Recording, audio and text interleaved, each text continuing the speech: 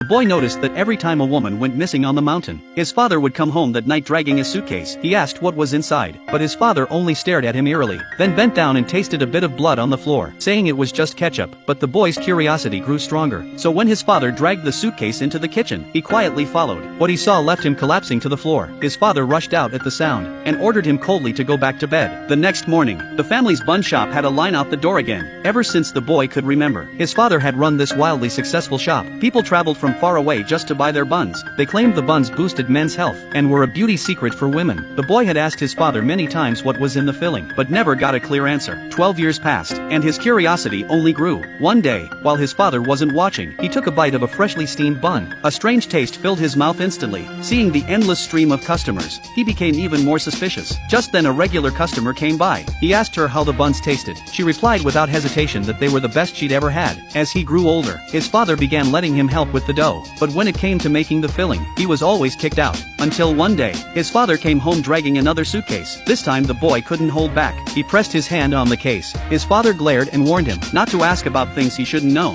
The next moment, red liquid began seeping from the edge of the suitcase. His father said nothing, and tried to drag it away, but the boy insisted on knowing the truth. He pushed his father aside and reached for the zipper, but was shoved hard to the floor. His father silently zipped the case shut, and took it into the kitchen. After he left, the boy touched the red liquid on the floor, brought it to his nose, and his expression turned complex. The next day, he went about selling buns as usual, when two customers started talking about two missing girls from the night before. He immediately thought of the suitcase his father had brought home. Forcing himself to stay calm, he asked them for details. After seeing the missing girls' photos on a phone, he began watching everything more closely. That afternoon, while taking out the trash, he found a blood-stained piece of clothing. It matched exactly what one of the girls had been wearing. Without hesitation, he brought it to confront his father, but his father snatched it away, and burned it to ashes on the spot. That night, after helping knead dough, the boy realized he would never get the truth by asking, so he decided to spy on his father himself. He faked the sound of leaving, then quietly returned to the prep room, and hid inside a large basket in the kitchen corner. Before long,